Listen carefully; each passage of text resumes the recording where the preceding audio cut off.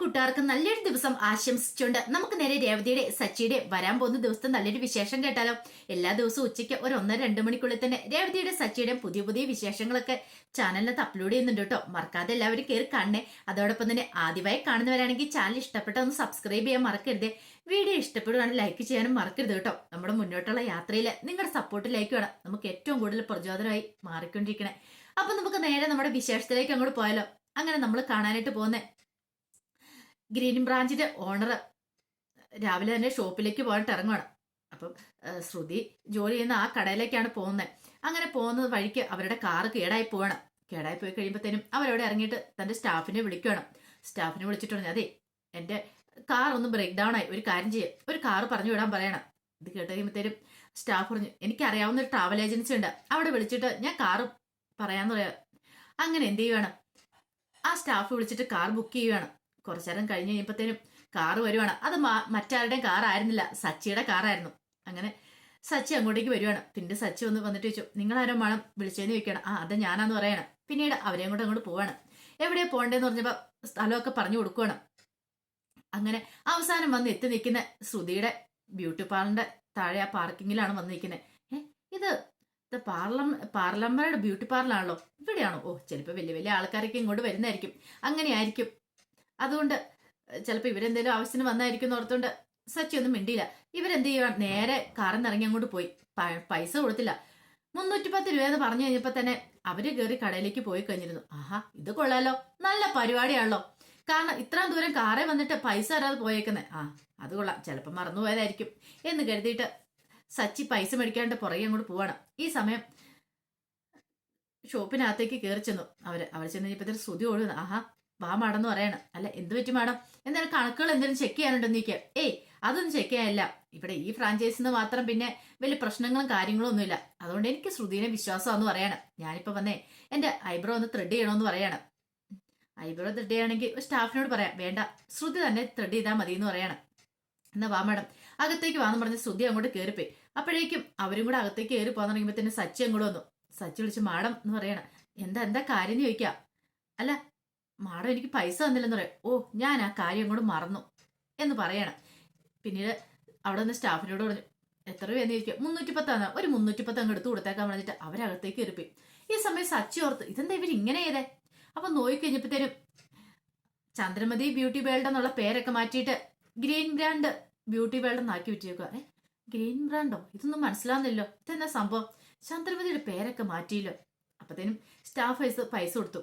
അല്ല, ഇതെങ്ങനെ വന്നു? അല്ല, ഇതിന്റെ ഓണറാണോ ഈ പോയെന്ന് ചോദിക്കുവാണ്. ഇത് കേട്ടുകഴിഞ്ഞപ്പോൾ സ്റ്റാഫ് പറഞ്ഞു, അതെ ഇപ്പൊ പോയത് ഇതിന്റെ ഓണർ എന്ന് പറയണം. അപ്പൊ ഇതിന് മുമ്പുണ്ടായിരുന്നോ? ഇതിന് മുമ്പുണ്ടായിരുന്നേ ശ്രുതിമാടമായിരുന്നു പറയണേ. ശ്രുതിയോ?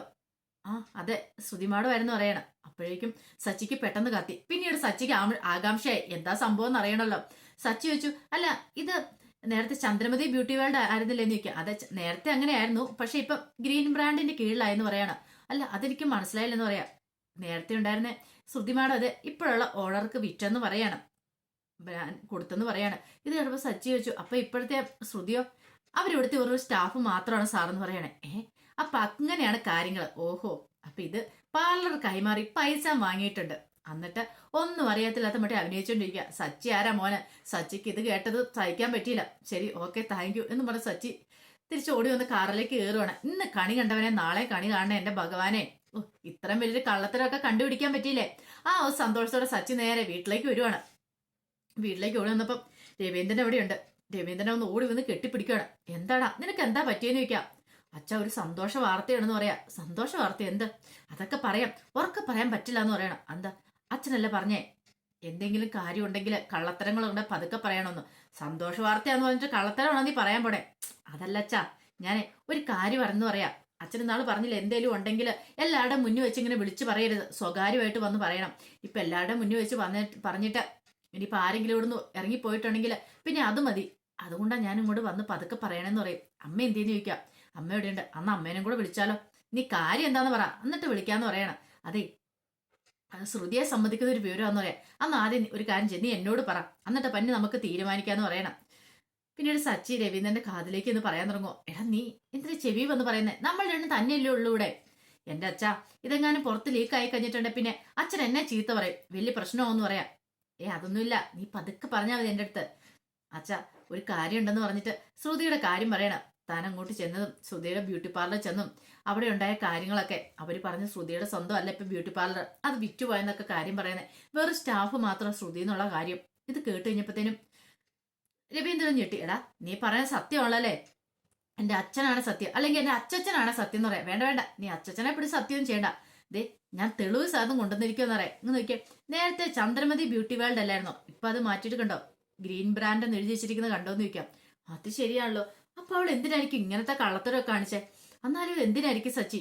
എനിക്കറിയില്ല ചാ, പക്ഷെ ഒരു കാര്യമുണ്ട്. അവന്റെ ഭാര്യയല്ലേ, സുധിയുടെ ഭാര്യയല്ലേ. സുധിയാണെങ്കിൽ ജോലി ഉണ്ടെന്ന് പറഞ്ഞുകൊണ്ട് പാറയ്ക്ക് പോയി കിടന്നവനല്ലേ. അങ്ങനെയാണെങ്കിൽ ഇവളും അത്തരക്കാരി തന്നെ ആയിരിക്കും. ഇവളും നമുക്കിട്ട് പണി തരുന്നതായിരിക്കും എന്ന് പറയാണ്. എന്നാലും അവൾക്ക് ഇത് എങ്ങനെ സാധിക്കുന്നു? ഇത് എന്തിനു വേണ്ടി ഇങ്ങനെ ചെയ്യുന്നു? സ്റ്റാഫാണെങ്കിൽ അവൾക്ക് അത് പറഞ്ഞില്ലല്ലോ, ഇതിനു മുമ്പ് ഇതിനെക്കുറിച്ചൊന്നും പറഞ്ഞിട്ട് പോലും ഇല്ലോ എന്ന് പറയണം. അത് ശരിയാച്ചാ, പക്ഷെ കാര്യം എന്താന്ന് എനിക്ക് അറിയില്ല എന്ന് പറയണം. ഈ സമയത്ത് ചന്ദ്രമതി അങ്ങോട്ട് വരുവാണ്. ചന്ദ്രമതി വരുമ്പോഴത്തേനും ഇവർ രണ്ടും സംസാരിച്ചുകൊണ്ടിരിക്കുന്നുണ്ട്. ചന്ദ്രമതി മൈൻഡൊന്നും ചെയ്തില്ല. അപ്പോഴേക്കാണ് ശ്രുതി അങ്ങോട്ട് വരുന്നേ. ശ്രുതി വന്ന് ചന്ദ്രമതി ഓടി അങ്ങോട്ട് ചെല്ലുവാണ്. ആ, മോള് വന്നോ? മോള് മടുത്ത് കാണൂല്ലേ? മോൾക്ക് ഞാൻ ജ്യൂസ് എടുത്തോണ്ടിരാ.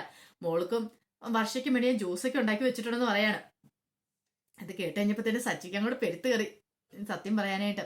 പിന്നീട് ശ്രുതി പറഞ്ഞു, അതെ, നന്നായിട്ട് ക്ഷീണിച്ചിട്ട് ആന്റി വന്നിരിക്കുന്നു പറയണം. ഇന്ന് നല്ല തിരക്കുണ്ടായിരുന്നു കടയില്, ഷോപ്പിൽ നല്ല തിരക്കായതുകൊണ്ട് നിൽക്കാൻ പോലും ഇരിക്കാനും പോലും സമയം കിട്ടിയില്ലെന്ന് പറയണം. എന്നാലും എന്റെ മോൾ ഇത്ര കഷ്ടപ്പെട്ട് വന്നാലേ എന്ന് പറയണം. ഇത് കേട്ടത് സച്ചി ഒന്ന് ചുമയ്ക്കുവാണ്. എന്താടാ നീ ചുമക്കുന്നത്? അത് തൊണ്ടയിൽ എന്തോ ഒരു കുത്തല് പോലെ വന്നു, അതുകൊണ്ട് ഞാനിന്ന് ചുമച്ചാന്ന് പറയാം. അതെ അതെ, നിനക്കല്ലേലും ഇച്ചിരി ചുമ കൂടാല. എന്റെ മോൾക്ക് ഷോപ്പിൽ ഇച്ചിരി തിരക്ക് കൂടുന്ന എനിക്ക് ഇഷ്ടമില്ലല്ലോ. ഒന്നുമില്ലേലും ചന്ദ്രമതീസ് ബ്യൂട്ടി വേൾഡ് അല്ലേന്ന് ചോദിക്കുകയാണ്. എങ്ങോട്ട് കേട്ടത് സച്ചിക്ക് ഒന്നുകൂടെ ചിരി വന്നു. സച്ചി അവിടെ നിന്ന് പൊട്ടിച്ചിരിക്കുകയാണ്. നീ എന്താടാ ചിരിക്കുന്നത്? അല്ല, ചന്ദ്രമതി ബ്യൂട്ടി വേൾഡ് എന്നുള്ള പേര് കേട്ട് ചിരിച്ചതാ. എന്താ നിനക്ക് അത് ഇഷ്ടപ്പെട്ടില്ലേന്ന് ചോദിക്കുക. അതെ, അതിനേക്കാളും നല്ല പേരമ്മേ, ചന്ദ്രമതിയുടെ പൂക്കട, അത് അയച്ചോടെ നല്ലതെന്ന് പറയാം. അതെന്താ, അതാണ് പിന്നെ സ്വന്തമായിട്ടെങ്കിലും ഉണ്ടെന്ന് പറയാം. ഇത് കേട്ട രവീന്ദ്രൻ പെട്ടെന്നൊന്ന് സച്ചിനെ തോണ്ടുവാണ്. ചന്ദ്രമതി, നീ എന്താടാ പറഞ്ഞിരിക്കേ? ഞാനൊന്നും പറഞ്ഞില്ലെന്ന് പറയാണ്. ശ്രുതിക്ക് ചെറിയ സംശയങ്ങളൊക്കെ തോന്നി. ശ്രുതി ഇങ്ങനെ സച്ചിനെ ഒന്ന് നോക്കുകയാണ്. പിന്നീട് കണ്ടില്ലേ അമ്മേ, സച്ചി വെറുതെ കളിയാക്കണമെന്ന് ചോദിക്കാം. മോളൊന്നും കാര്യാക്കണ്ട, മോൾ അകത്തേക്ക് കയറുക, മോൾക്ക് ഞാൻ ജ്യൂസ് തരാന്നൊക്കെ പറഞ്ഞ് അകത്തേക്ക് അങ്ങോട്ട് കൂട്ടിക്കൊണ്ട് പോവാം. ഈ സമയം രവീന്ദ്രനോട് സച്ചി പറഞ്ഞു, കണ്ടില്ല അച്ഛാ, എന്തൊരു അഭിനയം കാഴ്ചവെക്കുന്നേ, ഓസ്കർ അവാർഡ് കിട്ടുന്ന അഭിനയല്ലേ കാഴ്ചവെക്കുന്നേ. സച്ചി, ഇപ്പൊ നമ്മളൊന്നും പറയണ്ടെന്ന് പറയണം. എന്നാലും അച്ഛാ, ഈ കാര്യങ്ങൾ എല്ലാവരോടും പറയണ്ടേ? വേണ്ട, പറയണ്ട. ഒന്നെങ്കിൽ ഇത് പറയുന്നതുകൊണ്ട് നമുക്ക് എന്തെങ്കിലും ഗുണം കിട്ടുന്ന കാര്യമായിരിക്കണം. നമുക്ക് എന്തെങ്കിലും ഗുണം കിട്ടും അത് പറഞ്ഞുകൊണ്ട്. ഇനിയിപ്പൊ ചന്ദ്രമതി ഇങ്ങനെ പൊങ്ങച്ചം പറഞ്ഞുകൊണ്ട് നടക്കാൻ പറ്റില്ല, അത്ര മാത്രമേ ഉള്ളൂ. അല്ലാതെ വേറെ നമുക്ക് പ്രത്യേകിച്ച് ഗുണമൊന്നുമില്ല. അതുകൊണ്ട് പിന്നെ നമ്മൾ എന്തിനാ പറയണേന്ന് ചോദിക്കുക. കുടുംബത്തിലൊരു പ്രശ്നം ഒഴിവായി കിട്ടും. ഇത് പറഞ്ഞിട്ടുണ്ടെങ്കിൽ പിന്നെ അടുത്ത പ്രശ്നം അതായിരിക്കും എന്ന് പറയാം. ദേ, സത്യത്തെ എല്ലാ കാലത്തും മൂടി വെക്കാൻ പറ്റില്ല. കാരണം ഈ പകലും രാവും പോലെയാണ്. കാരണം രാത്രി സത്യം വന്നാലും പകലെ വെളിച്ചത്തിൽ അത് പുറത്താകും എന്ന് പറഞ്ഞ പോലെയാണ്. ഒരിക്കലും അത് പുറത്തു വരിക തന്നെ ചെയ്യും. അതുകൊണ്ട് നമുക്ക് കാത്തിരിക്കാന്ന് പറയാണ്. എപ്പോഴെങ്കിലും ഈ കള്ളത്തരങ്ങളൊക്കെ തെളിഞ്ഞു വരുമെന്ന് പറയാം. എന്നാലും വെച്ചാൽ എനിക്ക് ആ അഭിനയം കണ്ടിട്ടൊന്നും സഹിക്കുന്നില്ല. എങ്ങനെയെങ്കിലും തകർക്കാൻ തോന്നുക, എനിക്കങ്ങോട്ട് അടിമുടി പെരുത്ത് കയറുമെന്ന് പറയാം. തൽക്കാലത്തേക്ക് നീ ഒന്നിനും പോണ്ട, നീ ഒന്ന് അടങ്ങിയിരിക്കുക. അറിയാലോ, ഇനി ഒരു പ്രശ്നം നമ്മളായിട്ട് ഉണ്ടാക്കണമെന്ന് പറയാം. അച്ഛൻ പറഞ്ഞ പിന്നെ സച്ചിക്ക് എതിരെ അഭിപ്രായമില്ല. കാരണം അച്ഛൻ ഇനി താൻ കാരണം ഒരു പ്രശ്നം ഉണ്ടാവില്ല സച്ചി തീരുമാനിച്ചു കഴിഞ്ഞാൽ. അല്ലെങ്കിൽ തന്നെ നേരത്തെ സുധി പാർക്കിൽ പോയി കിടന്ന് ഉറങ്ങുക കാര്യം വീട്ടിൽ വന്ന് പറഞ്ഞതിന്റെ പേരിൽ കുറെ പ്രശ്നങ്ങളൊക്കെ ഉണ്ടായതാ. അതുകൊണ്ട് എന്നാലും ഈ കാര്യം രവീന്ദ്രൻ പറഞ്ഞ പോലെ തന്നെ സച്ചി പറയുന്നില്ല എന്ന് തന്നെ മനസ്സിൽ വിചാരിച്ചു. പിന്നീട് സച്ചി അങ്ങോട്ട് അകത്തേക്ക് കയറിപ്പോണം. പിന്നെ പിറ്റേ ദിവസം രാവിലെ തന്നെ പതിവ് പോലെ രേവതി സച്ചിയും കൂടെ പോയി പൂവൊക്കെ വാങ്ങിച്ചുകൊണ്ട് വരുന്നുണ്ട്. അങ്ങനെ പൂവെല്ലാം വാങ്ങിച്ചുകൊണ്ട് വന്നതിന് ശേഷം രേവതി അടുക്കളയിൽ കയറി ദോശ ഉണ്ടാക്കിക്കൊണ്ടിരിക്കുക. അപ്പൊ രവീന്ദ്രനുള്ളതൊക്കെ രാവിലെ കൊടുത്തു. അങ്ങനെ സച്ചി ദേവയുടെ അടുക്കളയിൽ വന്നിരിക്കുകയാണ്. അപ്പം രേവതി ചൂടുദോശ ചുട്ടു കൊടുത്തോണ്ടിരിക്കുക. അപ്പോഴേക്ക് രവീന്ദ്രൻ അങ്ങോട്ട് വന്നു. അച്ഛൻ കഴിക്കണില്ലേന്ന് ചോദിക്കാം. അതൊക്കെ എപ്പോഴേ കഴിച്ചു, രേവതി എനിക്ക് രാവിലെ 3 ദോശ ഉണ്ടാക്കി തന്നായിരുന്നു പറയാണ്. ദേ അച്ഛൻ ഇപ്പൊ നല്ല ചൂട് ദോശ, നല്ല കറുമുറാന്നിരിക്കും, വേണമെണ്ണം കഴിക്കാൻ പറയണം.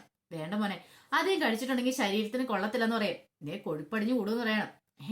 അങ്ങനെയാണോ? അങ്ങനെയാണ് ഇപ്പൊ ഞാൻ 5 എണ്ണം കഴിച്ചെന്ന് പറയാം. നീ കഴിച്ചാൽ കുഴപ്പമൊന്നുമില്ല. കാരണം എന്താണെന്നറിയോ, നീ അധ്വാനിക്കുന്നതല്ലേ. പക്ഷെ ഞാൻ വെറുതെ വീട്ടിലിരിക്കല്ലേ. അപ്പൊ വെറുതെ വീട്ടിലിരുന്ന് കഴിച്ചിട്ടുണ്ടെങ്കിൽ ശരീരം അനങ്ങിയിട്ടുണ്ടെങ്കിൽ പ്രശ്നം, അനങ്ങിയില്ലെങ്കിൽ പ്രശ്നമാവുമല്ലേന്ന് ചോദിക്കാണ്. അതൊക്കെ ശരി തന്നെയാ, നമ്മൾ എന്തേലും അധ്വാനിക്കണം എന്ന് പറയാം. അതാണ് കാര്യം. അപ്പോഴേക്കും ചന്ദ്രമതി അങ്ങോട്ട് വന്നു. ചന്ദ്രമതി വന്നിട്ട് ചോദിച്ചു, ദോശ ഉണ്ടാക്കിയെന്ന് ചോദിക്കും. രേവതി പറഞ്ഞു, ഉണ്ടായിക്കൊണ്ടിരിക്കാമെന്ന് പറയും. ഇവനെതിരെ അടുക്കളയിൽ കയറിയിരിക്കുന്നേ. നീ എന്തിനാണ് അടുക്കള കയറുന്ന കഴിക്കുന്നത്? ഓഹോ, നീ അപ്പം ഇവനെ അടുക്കള കയറ്റിയിട്ട് ഇവന് സ്പെഷ്യലായിട്ട് എന്തൊക്കെയോ ഉണ്ടാക്കി കൊടുത്തോണ്ടിരിക്കുവല്ലേ എന്ന് ചോദിക്കാം. ഇല്ലമ്മ, ഞാൻ സ്പെഷ്യലായിട്ടൊന്നും ഉണ്ടാക്കി കൊടുത്തില്ല, ഈ ദോശ തന്നെ സച്ചേട്ടന് കൊടുത്തേന്ന് പറയണം. രവീന്ദ്രൻ പറഞ്ഞു, നീ എന്തിനാ ചന്ദ്ര വെറുതെ ഇങ്ങനെ കിടന്ന് പറയുന്നേ? അവൻ എവിടെയാലും ഇരുന്ന് കഴിക്കട്ടെ, ഡൈനിങ് റൂമിൽ തന്നെ വന്നിരുന്ന് കഴിക്കണം നിർബന്ധമൊന്നും ഇല്ലല്ലോ, അവൻ ഇഷ്ടമുള്ളിടത്ത് കഴിക്കട്ടെ. രേവതി പറഞ്ഞു, എന്നോട് സംസാരിച്ചോണ്ടിരിക്കുവായിരുന്നു സച്ചേട്ടൻ, അതുകൊണ്ടാന്ന് പറയാം. പിന്നെ ഒരു സംസാരം, മുറി പോരാത്ത സംസാരമാണ് വീണ്ടും അടുക്കള വന്നിരുന്നത്. നാണം ഉണ്ടോ എന്ന് ചോദിക്കണം. ഇത് കേട്ടപ്പോ രവീന്ദ്രൻ പറഞ്ഞേ, ചന്ദ്ര നീ നിന്റെ കാര്യം നോക്കി പോയാൽ മതി, നിനക്ക് ഫുഡ് കിട്ടുന്നുണ്ടോ നോക്കിയാൽ മതി. രേവതിയുടെ ജോലി ചെയ്യുന്നുണ്ട്, എല്ലാ കാര്യങ്ങളും നോക്കുന്നുണ്ട്, അത് വേറെ കാര്യം നീ അറിയണ്ടെന്ന് പറയാണ്. പിന്നീട് സച്ചി കഴിച്ചു കഴിഞ്ഞിട്ട് സച്ചി അങ്ങോട്ട് പോകണം. ഈ സമയം രവീന്ദ്രൻ കൊണ്ട് ഗ്ലാസ് ഒക്കെ വെച്ചപ്പോൾ രേവതി പറഞ്ഞു, ഞാൻ വന്ന് എടുക്കുമായിരുന്നല്ലോ അച്ഛാന്ന് പറയണം. അതൊന്നും കുഴപ്പമില്ല മോളെ കൂടെ കുറെ പണിയുള്ളതല്ലേ, ഇവിടുത്തെ പണി ചെയ്യണം, കടയിലെ ജോലി ചെയ്യണം, അതുകൊണ്ടാന്ന് പറഞ്ഞിട്ട് രവീന്ദ്രൻ അങ്ങോട്ട് പോയി. അപ്പോഴേക്കും ചന്ദ്രമതി എങ്ങനെ ചെയ്യുമ്പോഴത്തേനും സ്തുതി അങ്ങോട്ട് വരണം. അമ്മേ ടിഫിൻ ആയോ എന്ന് ചോദിക്കുകയാണ്. ഇത് കേട്ടപ്പോൾ ചന്ദ്ര പറഞ്ഞു, ഇപ്പൊ തന്നെ ആവും അമ്മേ, പോണോ, എനിക്ക് സമയം പോയെന്ന് പറയണം. ഇത് കേട്ടോണോ സച്ചി പറഞ്ഞു, എങ്ങോട്ട് പോകാനാ, ആ പാർക്കിൽ പോയി കിടന്നുറങ്ങാല്ലേ. ഇത് കേട്ടോ കഴിഞ്ഞപ്പോഴത്തേനും സ്തുതിക്ക് അങ്ങോട്ട് ഇഷ്ടപ്പെട്ടില്ല. സ്തുതി പറഞ്ഞു, അമ്മ കേട്ടില്ലേ അമ്മ പറയണേ. ചന്ദ്രമതി പറഞ്ഞു, എടാ അവൻ ഇന്റർവ്യൂവിന് പോവാ. ഓ, നിനക്കത് ഇഷ്ടപ്പെടുമല്ലോ, അവൻ ഇന്റർവ്യൂവിന് പോയാൽ നല്ലൊരു ജോലി കിട്ടിയിട്ടുണ്ടെങ്കിലേ നിനക്കത് സഹിക്കാൻ പറ്റില്ല, അതുകൊണ്ടല്ലേ എന്ന് ചോദിക്കണം. പിന്നെ ഇന്റർവ്യൂവിന് പോയി ജോലി കിട്ടുന്നു, എത്ര കാലമായി പോക്ക് തുടങ്ങിയിട്ട്, എന്നിട്ടോ പാർക്കിൽ പോയി കിടന്ന് ഉറങ്ങുമല്ലാരും ചോദിക്കണം. ഇതൂടെ കേട്ട് കഴിഞ്ഞപ്പോഴത്തേനും ശ്രുതിക്ക് അങ്ങ് ഇഷ്ടപ്പെടില്ല. അപ്പത്തേനും ശ്രുതി അങ്ങോട്ട് വന്നു. ശ്രുതി വന്നിട്ട് വന്നു, സച്ചി വേണ്ട, വെറുതെ ശ്രുതിനെ കളിയാക്കണ്ടെന്ന് പറയാണ്.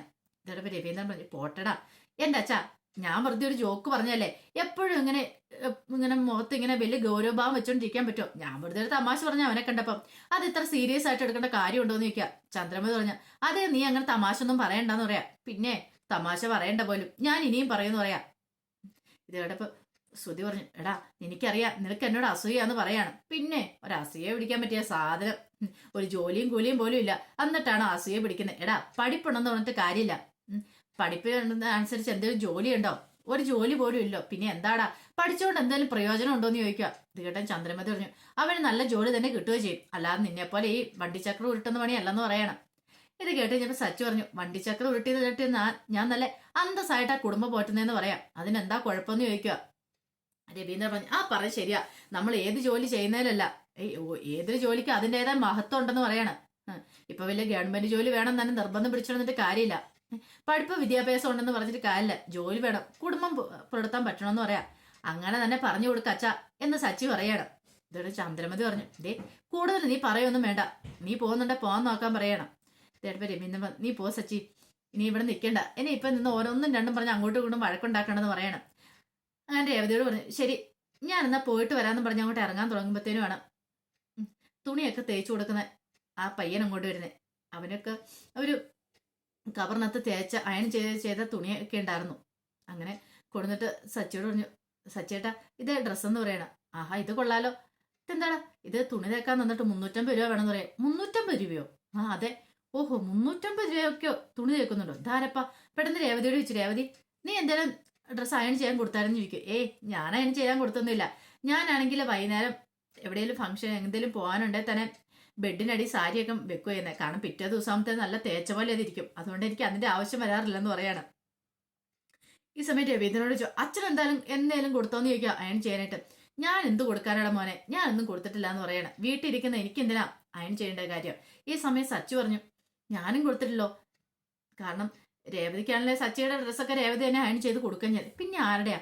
ഓ ഇപ്പം മനസ്സിലായി. ഓഹോ, അപ്പൊ ജോലി ഇല്ലാതെ പാർക്കിൽ പോയി കിടന്ന് ഉറങ്ങാൻ പോകുന്ന ഇവനല്ലേ? ഇത് കേട്ടപ്പോൾ ശ്രുതി പറഞ്ഞു, അതെ ഞാൻ അയൺ ചെയ്യാൻ കൊടുത്തതെന്ന് പറയാ. തീർന്നു, പൊടി പൂരമായി. പിന്നീട് സച്ചു പറഞ്ഞു, എടാ നിനക്ക് നാണം ഉണ്ടോടാ, പാർക്കിൽ പോയി കിടന്ന് ഉറങ്ങാനായിട്ട് അയൺ ചെയ്ത് ഡ്രസ്സ് ഇട്ടോണു. ഇത് കേട്ടാ ശ്രുതി പറഞ്ഞു, ഞാൻ അയൺ ചെയ്തിട്ടോണ്ട് നിനക്ക് എന്താ കുഴപ്പമിരിക്കണം നിൽക്കും. എനിക്ക് കുഴപ്പമുണ്ട്, കാരണം ഈ 350 രൂപ അതെ എനിക്ക് കൊടുക്കേണ്ട ആവശ്യമൊന്നുമില്ല, നീ അയൺ ചെയ്തിട്ടോണ്ട് പോകുന്ന പൈസ നീ കൊടുത്തോണം. ജോലി ഇല്ലാത്തവർ അയൺ ചെയ്തിട്ടോണ്ട് പോകാനായിട്ട് 350 രൂപ, ഈ എടാ അതിനുള്ള പൈസ പോലും നീ ഉണ്ടാക്കുന്നില്ലോടാന്ന് പറയാണ്. ഇത് കേട്ടപ്പോ ശ്രുതി ആകെപ്പാടെ നാണം കിട്ടി നിൽക്കുകയാണ്. ശ്രുതി പറഞ്ഞു, സച്ചി വേണ്ടാന്ന് പറയണം. പിന്നെ ഞാൻ പറയുന്നതിനാണോ കുഴപ്പം? ചന്ദ്രമതി പറഞ്ഞു, അതെ 350 രൂപയുടെ കാര്യമല്ലേ ഉള്ളൂ, ഒരു കാര്യം ചെയ്യാം, നീ പൊക്കോ, ഞാൻ അങ്ങോട്ട് എത്തിച്ചേക്കാന്ന് അവനോട് പറയണം. ഇത് കേട്ടപ്പോൾ സച്ചി അവനെ പിടിച്ചിരുത്തി, എടാ മോനെ നീ പോവല്ലേ, ഇവരങ്ങനെയൊക്കെ പറയും, ചിലപ്പോൾ പിന്നെ പൈസ തന്നില്ലെന്ന് വരും, എന്നോട് വഴി നിർത്തി ചോദിച്ചേക്കല്ലേ, വേണമെങ്കിൽ ഇപ്പൊ പൈസ മേടിച്ചോണ്ട് പൊക്കോളാൻ പറയാ. ഇത് കേട്ടാ അവൻ വന്നിട്ട് പറഞ്ഞു, അതെ ചേച്ചി പൈസ തരാൻ പറയാണ്. ചന്ദ്രമതിക്ക് എന്ത് ചെയ്യണമെന്ന് അറിയത്തില്ല. അപ്പോഴേക്കും സുധിയോട് സച്ചി പറഞ്ഞു, നീയല്ല അയൺ ചെയ്ത് മേടിച്ചേ, എടുത്ത് പൈസ കൊടുക്കടാന്ന് പറയാണ്. സുധി എവിടുന്ന് എടുത്ത് കൊടുക്കാനാ, അത് പിന്നെ ഞാനെന്നും പറഞ്ഞൊരു സുധി ഇങ്ങനെ നിൽക്കുവാണ്. ഈ സമയം സുധി പറഞ്ഞു, അതെ പൈസയല്ല ഞാൻ കൊടുത്തോളാം, പക്ഷെ മേലാൽ ഈ കളിയാക്ക് വേണ്ട എന്നും പറഞ്ഞിട്ട് ശ്രുതി മുറിയിലേക്ക് പോയിട്ട് 350 എടുത്തുകൊണ്ട് കൊണ്ട് അവിടെ കൊടുക്കുവാണ്. ഇങ്ങനെ വേണം ഭാര്യമാരാണെങ്കിൽ സച്ചി പറയാണ്. കണ്ടില്ലേ, ഭർത്താവിന്റെ മാനം രക്ഷിക്കാനായിട്ട് ഭർത്താവിനും പാർക്കിൽ പോയി കിടന്ന് ഉറങ്ങാൻ വേണ്ടിയിട്ട് ഡ്രസ്സൊക്കെ കടയിൽ നിന്ന് അയൺ ചെയ്ത് മേടിച്ചു കൊടുക്കുന്നത് കൊള്ളാം, സൂപ്പർ ആയിട്ടുണ്ടെന്ന് പറയണം. ഇത് കേട്ടാൽ ചന്ദ്രമതിക്ക് ഇഷ്ടപ്പെട്ടില്ല. ചന്ദ്രമതി പറഞ്ഞു, പൈസ കൊടുത്തല്ലോ, ഇനി നീ കൂടുതൽ പറയണ്ടെന്ന് പറയാണ്. ഇത് കേട്ടപ്പോഴത്തേന് സച്ചി പറഞ്ഞു, എങ്ങനെ പറയായിരിക്കും, എടാ സുധി നിനക്ക് ജോലിയല്ലോ, പക്ഷെ നിനക്ക് പറ്റിയൊരു പണി തരാം. ഇപ്പൊ ആ പയ്യൻ വന്നിട്ടുണ്ടല്ലോ, അവൻ ഒരു വീട്ടിൽ നിന്ന് 350 രൂപ കിട്ടും. ഒന്ന് കാൽക്കുലേറ്റ് ചെയ്ത് നോക്കിയേ, 10 വീട്ടിൽ കയറി കഴിയുമ്പോൾ എത്ര രൂപ കിട്ടുമെന്ന്. ഇങ്ങനെയാണെങ്കിൽ ഒരു ദിവസം അവന് എത്ര രൂപയ്ക്ക് തേക്കുന്നുണ്ടായിരിക്കും, തുണി തേച്ച് കൊടുക്കുന്നുണ്ടായിരിക്കും. ഒരു കാര്യം ചെയ്യാം, നിനക്ക് പറ്റിയൊരു ജോലിയാ. ഇതേ രേവതിയുടെ പൂക്കടയുടെ ഇപ്പുറം തന്നെ നീ വീടിന്റെ ഫ്രണ്ടിൽ തന്നെ ഒരു തുണി തേച്ച് കൊടുക്കുന്ന ഒരു കടയും കൂടി ഇട്. അങ്ങനെയാണെങ്കിൽ കുഴപ്പമില്ല. ഇതേ ഒരു മാസം നിനക്ക് ലക്ഷങ്ങൾ വരുമാനം ഉണ്ടാക്കടാന്ന് പറയാണ്. നന്നായിട്ട് തേച്ച് കൊടുക്കുവാണെങ്കിൽ നന്നായിട്ട് കിട്ടും. പിന്നെ നിനക്ക് തേക്കൽ പിന്നെ മുമ്പത്തെ ഒരു ജോലിയാണല്ലോ, നിനക്ക് പിന്നെ പ്രത്യേകിച്ച് ഞാൻ തേക്കാൻ പഠിപ്പിക്കേണ്ട കാര്യമൊന്നുമില്ല. നീ തേപ്പിൽ അതിവിദഗ്ധനല്ലേന്ന് ചോദിക്കുക. ഇതും കൂടെ കേട്ട് കഴിഞ്ഞപ്പോ ആകെപ്പാടെ നാണം കിട്ട് നിൽക്കുവാണ് സുധിക്ക് എന്ത് ചെയ്യണമെന്ന് അറിയത്തില്ല. പെട്ടെന്ന് ചന്ദ്രമതി, സച്ചി ഞാൻ പറഞ്ഞാൽ എന്താ തെറ്റ്, ഞാൻ അവന് തൊഴിലിന്റെ കാര്യം പറഞ്ഞു കൊടുത്തല്ലേ, എന്താ കുഴപ്പമിരിക്കുന്നേ, നല്ലൊരു ജോലിയല്ലേ, ഏത് ജോലി ചെയ്യുന്നതിലല്ല, നമുക്ക് ജോലി ചെയ്ത് നല്ല പൈസ ഉണ്ടാക്കാലോ, നല്ല മഹത്വമുള്ള ജോലി തന്നെയാ അത്, അതിനെന്താ കുഴപ്പമിരിക്കണം എന്ന് ചോദിക്കുക. ആരുടെ കക്കാനും പിടിച്ചു പറിക്കാനും പോകാനുള്ള കാര്യമൊന്നും അല്ല ഞാൻ പറഞ്ഞതെന്ന് പറയാ. ഇതൊക്കെ കേടുക ശ്രുതിക്ക് ആ പാടെ നാണം കെട്ടിപ്പോയി. ശ്രുതി ഇങ്ങനെ ഒരുമാതിരി നിൽക്കുവാണ്. ഈ സമയം ചന്ദ്രമതി പറഞ്ഞു, വേണ്ട നീ കൂടുതൽ പറയണ്ടെന്ന് പറയണ. എന്താമേ അമ്മയ്ക്ക് എന്താ കുഴപ്പമിരിക്കുന്നേ, അങ്ങനെയാണെങ്കിൽ ഇതേ ഇപ്പുറത്ത് ചന്ദ്രമതി പൂക്കട, ഇപ്പുറത്ത് ഇതേ ചന്ദ്രമതിയുടെ തേപ്പ് കട എന്നൊരു പേരും കൂടെ ഇടാലോ എന്ന് പറയണ. ഇത് കേട്ടപ്പോ രവീന്ദ്രന്റെ അവിടെ ചിരിക്കുവാണ്. രേവതിക്കും ചിരി വന്നു. പെട്ടെന്ന് ശ്രുതി ഇങ്ങനെ രൂക്ഷമായിട്ട് നോക്കുവാണ്.